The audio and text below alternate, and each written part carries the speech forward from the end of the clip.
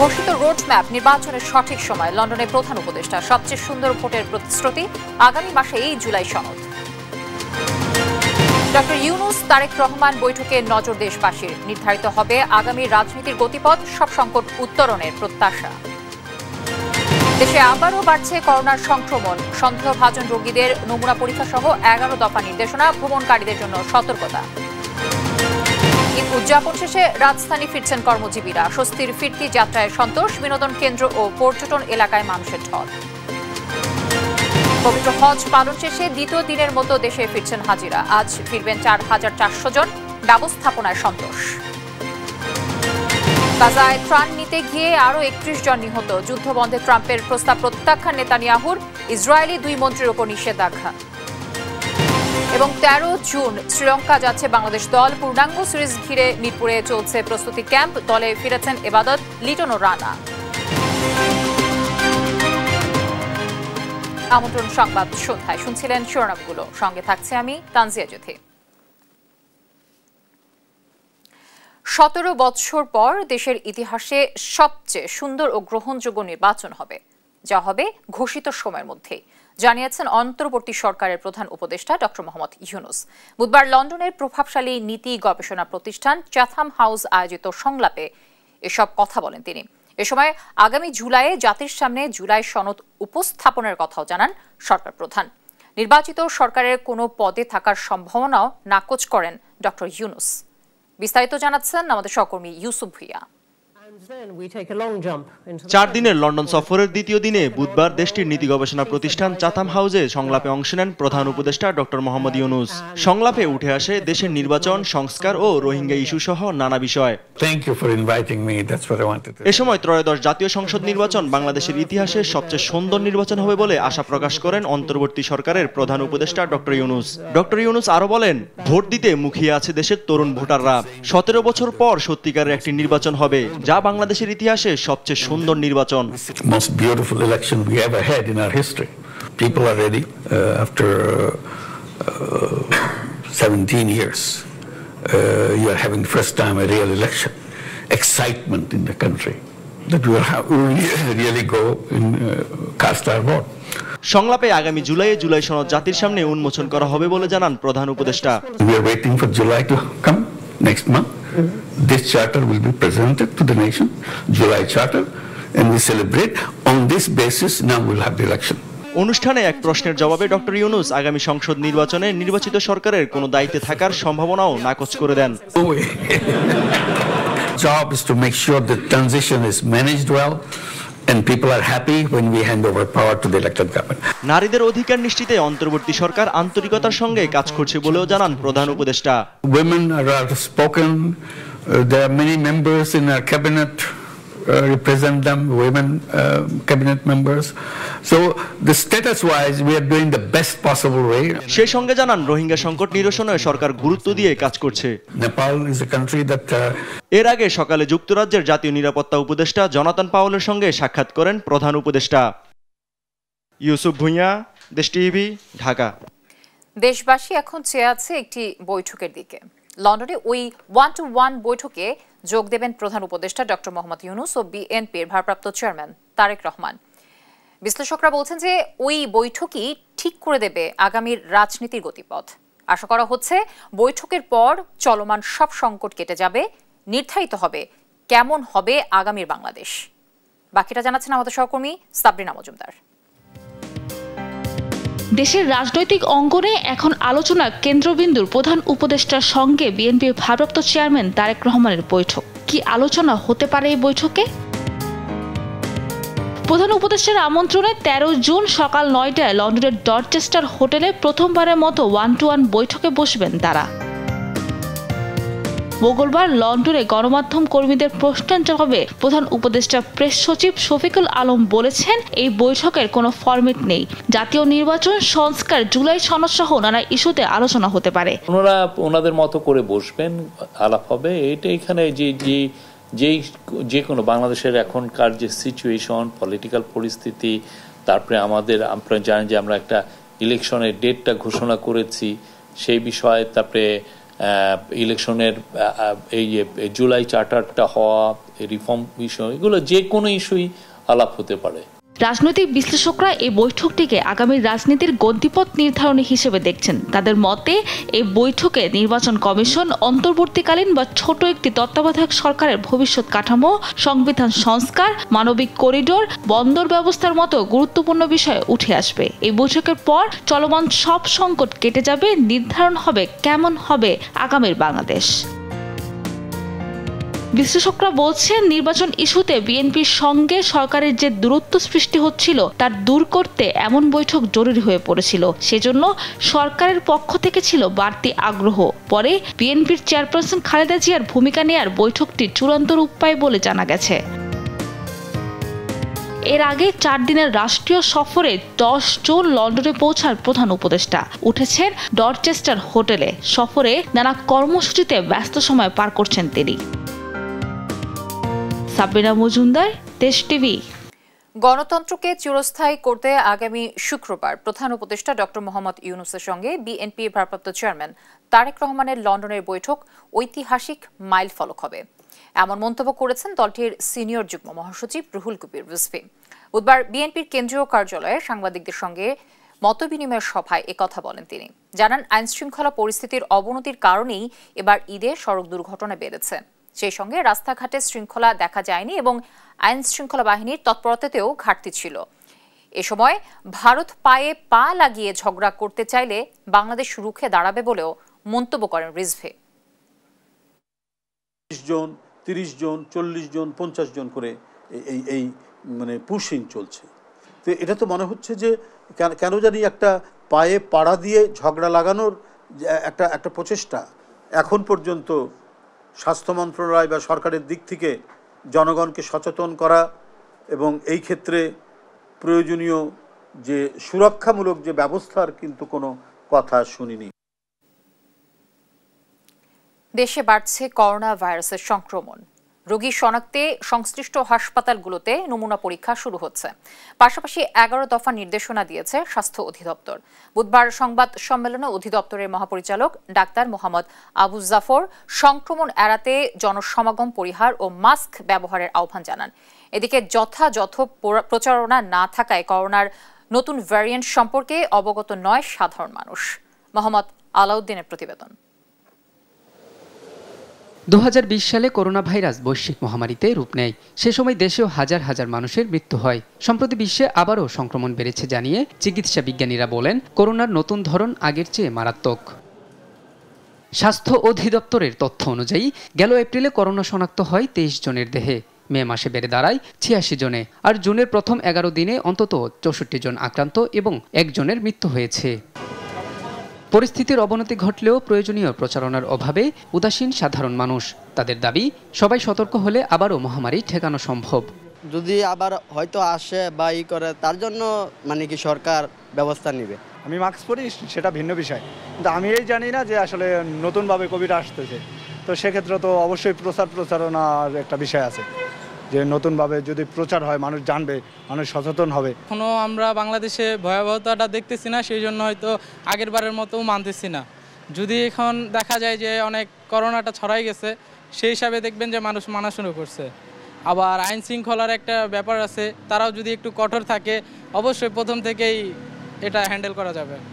এদিকে করোনা পরিস্থিতি নিয়ে বুধবার দুপুরে সংবাদ সম্মেলন করে স্বাস্থ্য অধিদপ্তর 11 দফা নির্দেশনা তুলে ধরে মহাপরিচালক ডাক্তার মোহাম্মদ আবু জাফর বলেন, জনসচেতনতা বৃদ্ধির পাশাপাশি সবাইকে মাস্ক পরার অভ্যাস করতে হবে। ভয় আতঙ্ক সৃষ্টি করে নয়, তাদেরকে সচেতনতা বৃদ্ধির মাধ্যমে আমরা এই রোগ থেকে অ্যাকচুয়ালি সবাইকে পরিত্রাণ করতে চাই ইনশাআল্লাহ। যেখানে সমাবেশ বেশি হবে, গ্যাদারিং কারোর জন্য ভালো না। একান্তই আমরা এখানে বলেছি, একান্তই যদি অ্যাভয়েড না করা যায় তাহলে মাস্ক পরতে হবে। RT-PCR ল্যাবযুক্ত হাসপাতালগুলোতে ফের নমুনা পরীক্ষা শুরু হচ্ছে। পাশাপাশি আন্তর্জাতিক ভ্রমণকারীদের মাধ্যমে দেশে ভাইরাসটির বিস্তার রোধে সংশ্লিষ্ট কর্তৃপক্ষকে নির্দেশনা দেওয়ার কথাও জানান মহাপরিচালক। মোহাম্মদ আলাউদ্দিন, দেশ টিভি, ঢাকা। দেশে হঠাৎ বেড়েছে এডিস মশাবাহিত রোগ ডেঙ্গু জ্বর। 24 ঘন্টায় ডেঙ্গু জ্বরে আক্রান্ত হয়ে সারা দেশে আরও 288 জন হাসপাতালে ভর্তি হয়েছেন। বুধবার স্বাস্থ্য অধিদপ্তরে হেলথ এমার্জেন্সি অপারেশন সেন্টার ও কন্ট্রোল রুম থেকে পাঠানো ডেঙ্গু বিষয়ক বিজ্ঞপ্তিতে এ তথ্য জানানো হয়।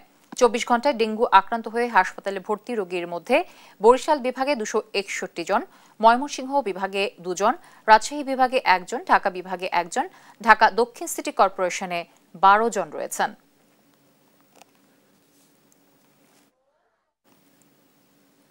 প্রিয়জনের সঙ্গে ঈদ উদযাপন শেষে ঢাকায় ফিরছে কর্মজীবী মানুষ। বুধবার সকাল থেকে রাজধানীর রেল স্টেশন ও বাস টার্মিনালে দেখা যায় ফিরতি যাত্রীর ভিড়। তারা বলছেন যে ঈদ যাত্রার তুলনায় ফিরতি যাত্রা বেশি স্বস্তির। ফাহিম ইউসুফের রিপোর্ট জানাচ্ছেন নাইম আফসান। পবিত্র ঈদুল আজহার ছুটি শেষে ঢাকায় ফিরছে কর্মজীবী মানুষ। পরিবারের সঙ্গে আনন্দমুখর সময় কাটিয়ে জীবিকার তাগিদে আবারও ফিরছে কর্মব্যস্ত জীবনে। বুধবার সকাল থেকে রাজধানীর সড়ক ও রেলপথে দেখা যায় ফিরতি যাত্রীর ভিড়। কমলাপুর রেল স্টেশনে দেখা যায় পরিবার পরিজন নিয়ে ফিরছেন অনেকে, তবে বেশিরভাগ যাত্রীর মধ্যে দেখা যায়নি করোনা সতর্কতা বা মাস্ক ব্যবহারের প্রবণতা। তাদের অভিযোগ, ট্রেনের ব্যবস্থাপনায় থাকা কর্মকর্তারা উদাসীন মাস্ক ব্যবহারে। জানান, ফিরতি যাত্রা সার্বিকভাবে স্বস্তির হয়েছে। সবাই মিলে একসাথে ঈদ করলাম, অনেক ভালো লাগছে।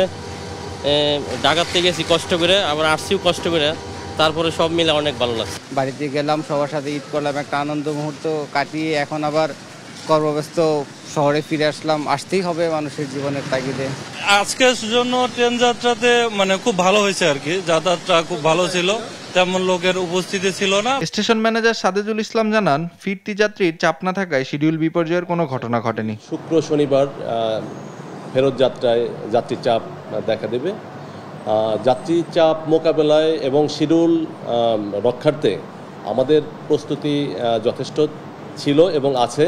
আশা করছি আমরা শিডিউল বিপর্যয়ের কোনো ঘটনা ঘটবে না। এদিকে সায়দাবাদ টার্মিনালও দেখা যায় বিভিন্ন গন্তব্য থেকে ফিরছে মানুষ।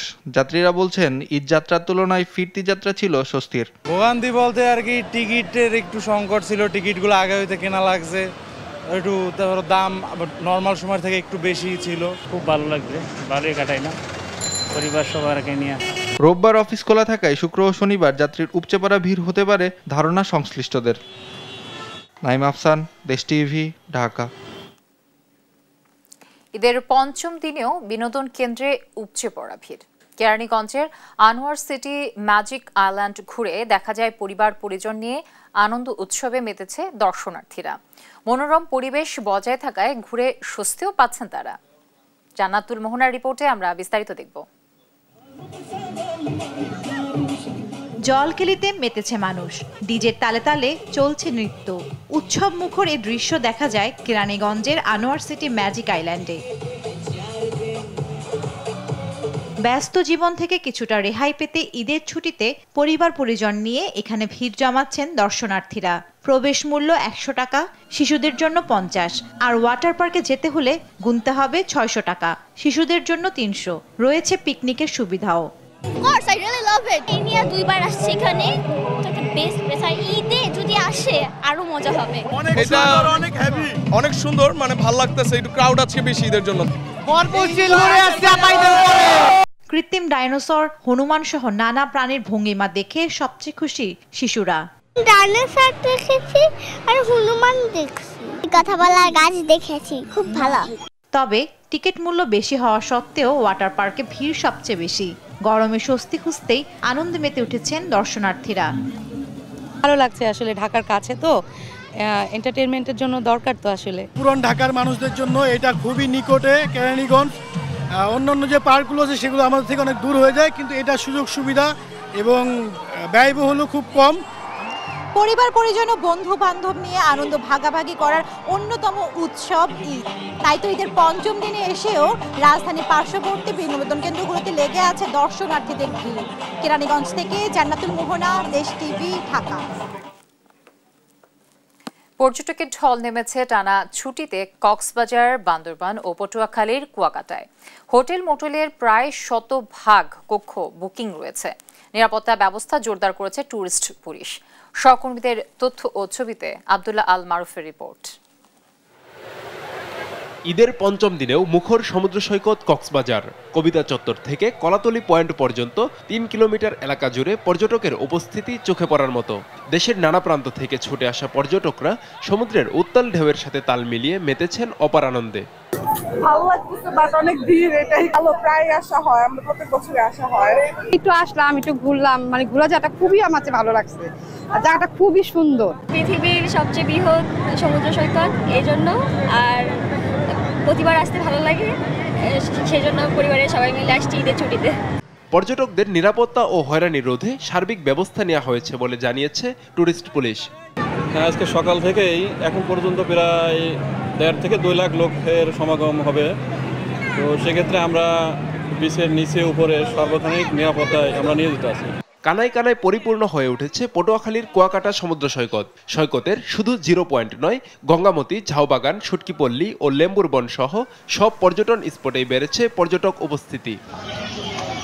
সবুজ পাহাড়, ঝর্ণা ও প্রকৃতি ঘেরা সৌন্দর্যের রানী পার্বত্য জেলা বান্দরবানও পর্যটকের পদচারণায় মুখর। পাহাড়ি স্পটগুলোতে ছুটে গেছে শত শত পর্যটকবাহী পরিবহন। পাহাড় আর মেঘের মিতালি দেখে মুগ্ধ হচ্ছেন ভ্রমণ পিপাসুরা। বান্দরবনে ফার্স্ট টাইম এসেছি, কিন্তু আমার খুব ভালো লাগছে, বাট একটু ওয়েদারটা একটু ঠান্ডা হলে আরো বেশি ভালো লাগতো। অনেক দিনের প্ল্যান ছিল যে বান্দরবান আসবো, তো ফাইনালি আশা করি খুব ভালো লাগছে। নেত্রকোনার দুর্গাপুরে সাদামাটির পাহাড়েও দেখা যায় পর্যটকের ভিড়। সোমেশ্বরী নদীর শীতল জলে স্নান সহ প্রাকৃতিক সৌন্দর্য উপভোগে মেতেছেন তারা। তবে হোটেল মোটেল সহ থাকার পর্যাপ্ত ব্যবস্থা না থাকায় হতাশা পর্যটকদের মাঝে। দুর্গাপুর সাদামাটি পাহাড়ে এখানে অনেক সুন্দর জায়গা এবং পরিবেশটা অনেক ভালো। সাদামাটি, নীল পানি এবং বিভিন্ন কালারের মাটি, যা মানুষকে আসলে মুগ্ধ করে। আব্দুল্লাহ মারুফ, নিউজ ডেস্ক, দেশ টিভি। পবিত্র হজ পালন শেষে দেশে ফিরছেন হাজিরা। দ্বিতীয় দিনে 11টি ফ্লাইটে 4,400 জন দেশে ফিরবেন বলে জানিয়েছেন হযরত শাহজালাল আন্তর্জাতিক বিমানবন্দরের নির্বাহী পরিচালক group captain SM Ragib Samad. এবার হজ ফিরতি ফ্লাইট ব্যবস্থাপনায় যাত্রীদের জন্য আলাদা ইমিগ্রেশন কাউন্টার ও টার্মিনাল 2 ব্যবহার করা হচ্ছে। এবছর ভোগান্তি ছাড়াই হজ পালন করতে পেরে খুশি হাজিরা। আলিমুজ্জামান সাফনের রিপোর্ট।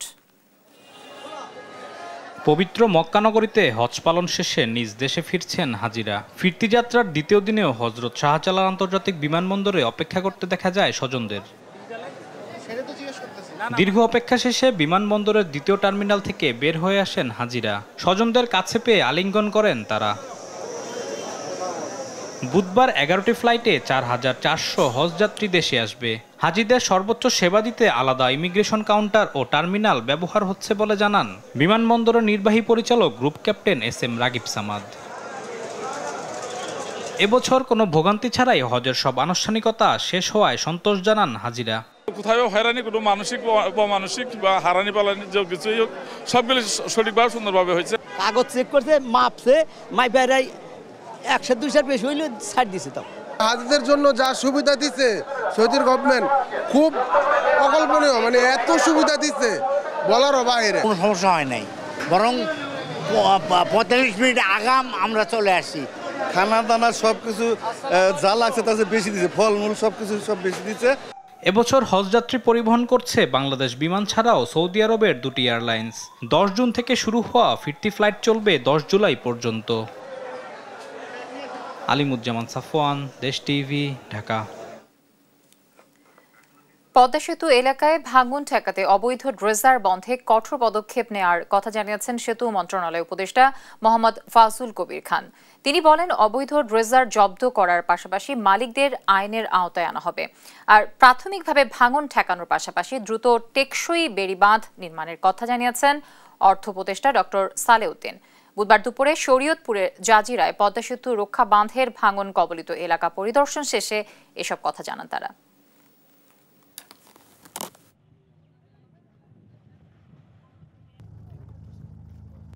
ড্রেজারগুলোকে আটকাতে হবে, ড্রেজারগুলোকে দখল করে নিতে হবে, ইম্পাউন্ড করতে হবে এবং সেগুলোকে ইম্পাউন্ড করে এইসব মালিকদের বিরুদ্ধে মামলা দিতে হবে। এবং এইটা যদি বন্ধ না করা যায় তাহলে আমরা এখানে ইন্টারভেনশন করে এই সমস্যার সমাধান হবে। আরও কোনো জায়গায় যেটা আছে ওনারা দেখবেন, পানি উন্নয়ন বোর্ডের লোক আছেন, ব্রিজ অথরিটির লোকজন দেখে যত দ্রুত সম্ভব যদি আমাদের কাছে ফিজিবিলিটি টেকনিক্যাল ডিজাইনগুলো দেয়, আমরা তাড়াতাড়ি সম্ভব এটা সমস্যার সমাধান করব। নিষিদ্ধ সংগঠন ছাত্রলীগের এক নেতাকে ছাড়ানো নিয়ে ছাত্রদল ও যুবদলের 2 গ্রুপের মধ্যে সংঘর্ষের ঘটনায় গুলিবিদ্ধ একজনের মৃত্যু হয়েছে। এ ঘটনায় একজনকে আটক করা হলেও পালিয়ে গেছেন অভিযুক্ত ছাত্রদল নেতা বাবু। দোষীদের শাস্তির দাবি জানান নিহতের স্বজনরা। বিল্লাল হোসেনের রিপোর্ট, জানাচ্ছেন আপন অপু। নারায়ণগঞ্জের রূপগঞ্জ উপজেলায় আধিপত্য বিস্তারকে কেন্দ্র করে ছাত্রদল ও যুবদলের দুপক্ষের কর্মী সমর্থকদের মধ্যে সংঘর্ষে গুলিবিদ্ধ যুবদল কর্মী মামুনের মৃত্যু হয়েছে। জানা যায় মাঝিপাড়া এলাকায় মঙ্গলবার বিকেলে নিষিদ্ধ সংগঠন ছাত্রলীগের ভুলতা ইউনিয়নের সাবেক সাংগঠনিক সম্পাদক সাব্বির হোসেন খোকাকে আটক করে স্থানীয় জনতা। পরে সেখানে লোকজন নিয়ে হাজির হন জেলা ছাত্রদলের সাবেক প্রচার সম্পাদক জাহিদুল ইসলাম বাবু। এ সময় তারা খোকাকে ছাড়িয়ে নেওয়ার চেষ্টা করলে যুবদল ও ছাত্রদলের নেতাকর্মীদের মধ্যে সংঘর্ষ বাধে। ছাত্রলীগের এক লোক পোলা মানে আটকাইছে, কানে ভরায় বাবু আইয়া গুলি কইরা আমার ভাইয়ের মাইরা লাইছে। এমনিতেই আমি সামনে গিয়ে আগাইছি বলতে একটা ইয়ের মধ্যে তিনটা লোক, একটা হ্যান্ডব্যাগ পরনা আর দুইটা রুমাল। তাই আমি একটা শিখেছি বাবু, যে গুলিটা করতে এসে বাবু। নিহতের স্বজন ও প্রত্যক্ষদর্শীদের দাবি, সংঘর্ষের এক পর্যায়ে গুলি ছোড়েন ছাত্রদল নেতা বাবু। এ সময় গুলিবিদ্ধ হন যুবদল কর্মী মামুন। পরে তাকে উদ্ধার করে ঢাকা মেডিকেল কলেজ হাসপাতালে নিয়ে গেলে মামুনের মৃত্যু হয়। ছাত্রদলের বাবু আইয়া এলো পাতালি গুলি করছে। আমার ভাই ব্যবসা করে এন্দা চাইলের বস্তা লইয়া যাইতে লইছে, আমার ভাইয়ের মাথার মধ্যে গুলি করছে। আমার স্বামী নির্দোষ, তাইলে আমার স্বামীরে কি এর লেগে গুলি করছে? যে গুলি করছে এর ফাঁসি চাই। এই ঘটনায় ইতোমধ্যে 16 জনের নাম উল্লেখ সহ 29 জনের বিরুদ্ধে রূপগঞ্জ থানায় হত্যা মামলা করেছেন নিহতের ভাই বাদল। পুলিশ একজনকে গ্রেপ্তার করেছে, অন্যদের গ্রেপ্তারের চেষ্টা চলছে বলে জানিয়েছে পুলিশ। আমরা আসার পরে এলাকা যে একটা থমথমে অবস্থা বিরাজমান ছিল, সেটা যথেষ্ট নিয়ন্ত্রণে আছে এবং আমরা মনে করি পুলিশের তৎপরতা এবং এলাকাবাসীর সহযোগিতায় ওই নিয়ন্ত্রণ অবস্থাটা বজায় থাকবে।